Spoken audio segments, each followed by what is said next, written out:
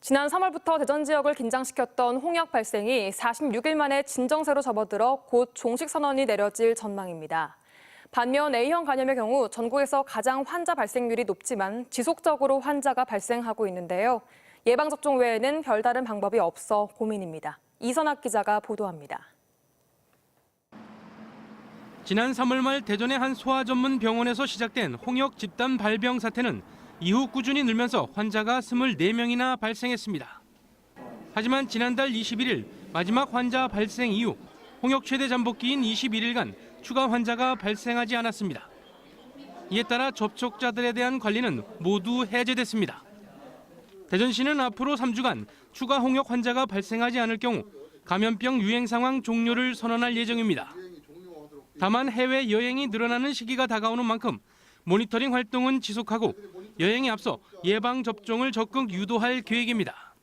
해외 여행 시즌이기 때문에 해외 여행을 가시는 분들이 많은데 특히 20대, 30대는 예방 접종력을 좀 확인을 하셔갖고 홍역 예방을 꼭 접종을 하고 가셨으면 하는 말씀을 드리겠습니다.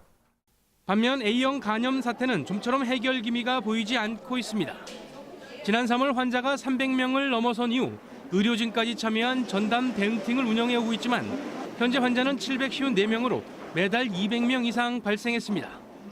인구 10만 명당 환자가 50.4명으로 전국 평균 8.87명을 6배 가까이 웃돌며 여전히 환자 발생률 전국 1위입니다. 잠복기가 최대 50일에 달하다 보니 역학조사를 통한 감염 경로 파악이 어려워 예방활동에 한계가 있습니다.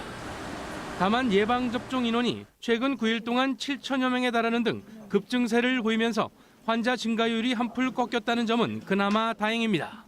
저희가 예방접종을 굉장히 독려를 한 이후에 증가세가 꺾이고 있고요. 그리고 여러 매체를 통해서 홍보를 하는 중에 있고 그리고 예방접종과 개인위생 수칙이 가장 중요한 것이라고 생각이 듭니다. 최근 몇 달간 대전 지역을 강타한 감염병 확산 사태가 진정될 수 있을지 좀 더 지켜볼 일입니다. TJB 이선학입니다.